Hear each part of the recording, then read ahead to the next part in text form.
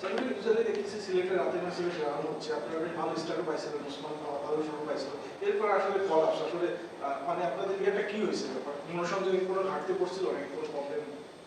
না আসলে উইকেট যেটা বিহেভ করছে, অনেক ম্যাচ হয়েছে একটা উইকেটে, তো উইকেটের বিহেভিয়ার চেঞ্জ হয়ে গেছে, বল ডাউন হচ্ছিল, বল গ্রিপ করছিল, আমাদের মিডলে যারা ব্যাটসম্যান ছিলেন তারা হয়তো বা উইকেটটা রিড করতে পারে নাই।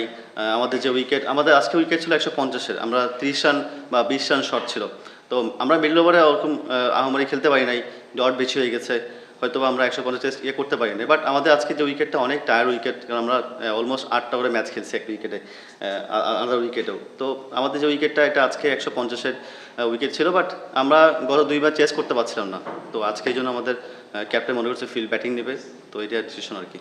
হঠাৎ করে কি হলো যে মানে এতগুলো হার প্লাস এখন ইকুয়েশনটা একটু কঠিন হয়ে গেছে, পরের ম্যাচে রংপুরের সাথে খেলা, তো ডু অর ডাই ম্যাচই বলা যায়, প্রবলেমটা কোথায় হলো আর পরের ম্যাচটা? দেখেন, প্রবলেম খুঁজলে অনেক প্রবলেম খুঁজে যায় আসলে। টি-20 ম্যাচের মধ্যে একটা মোমেন্টাম খেলা, আমরা ফার্স্টে কয়েকটা ম্যাচে খুব ভালো মোমেন্টাম পেয়েছিলাম, দেন আমরা একটা লস্ট করা শুরু করছি, দেন মোমেন্টাম হারিয়ে ফেলছি, ওইখান থেকে আমরা মোমেন্টাম খুঁজে পাই নাই। হতে পারে আমাদের কিছু ঘাটতি অবশ্যই থাকে, এটা আমরা যারা অ্যানালাইস্ট আছে তারা ফাইন্ড আউট করবে অবশ্যই, এবং আগামী 2টা ম্যাচ আছে, ইকুয়েশন যাই হোক চেষ্টা করবো 2টা ম্যাচ আমাদের পারফর্ম করে ভালো খেলার জন্য। তবে যখন বিপিএলটা শুরু হলো তখন ওয়ার্ল্ড কাপের দলটা দেওয়া হচ্ছিল না, একটু গুঞ্জন ছিল যে আপনিও একটা কন্টেন্ডার ছিলেন বা আপনারও নাম আসতে পারত, এখন পর্যন্ত মানে বিপিএল নিজের পারফরমেন্সটা কিভাবে মূল্যায়ন করেন? গতবার একটু রান ভালো হয়েছে, এবার পারফরমেন্সটা ভালো, এবার একটু হচ্ছে না আর কি, আপনি কিভাবে মূল্যায়ন করেন? আপনি অ্যানালাইজ করছেন কত নাম্বার নেমেছি, কত নাম্বার কয়টা বল ফেস করেছি, তো একটা ব্যাটসম্যান যদি 7-এ খেলে 8-এ খেলে, যে দেখে 14 করে রান রেট লাগবে, 15 রান, আমি কি ডিফেন্স করবো? যে অবশ্যই না। আর যখন আমি আগে ব্যাটিং করছি হয়তো বা হ্যাঁ 2টা ম্যাচ সুযোগ পেয়েছিলাম, বাট এখন সব ম্যাচ তো আসলে হয় না এরকম, তো আমার কাছে মনে হয় যে আমি যে অ্যাজ এ ব্যাটসম্যান আমার কাছে মনে হয় 4-5 আমার জন্য আইডিয়াল পজিশন আমার জন্য, টিম ম্যানেজমেন্ট মনে করছে আমি 7-8-এ বেস্ট, ওই জন্য খেলাইছে, এর বেশি কিছু করার নাই, আর এর চেয়ে বেশি কিছু আমারও করার কিছু ছিল না।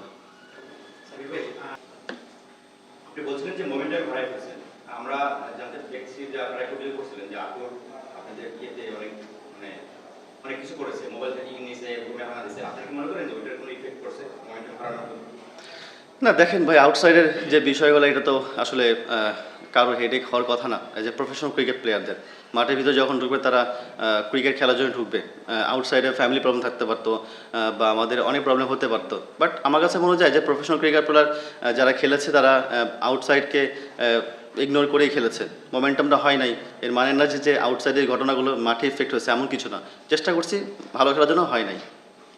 এই কোশ্চেন কোচ চেঞ্জ হয়েছে বলতে না, ও জাকির ভাই কথা বলছেন, আপনি তো প্রশ্ন করছেন উল্টা। জাকির ভাই আসলে দেখেন আনফর্চুনেটলি উনি চলে গেছে আমাদের ছেড়ে, এটা তো আমাদের হাতে কারো হাতে না, আর কোচ চলে গেছে বা আউটসাইডার এগুলো নিয়ে আমাদের কোনো হেডেকে ছিল না, আমরা আসলে আমাদের পারফর্ম করতে পারি নাই, এটা সত্যি কথা।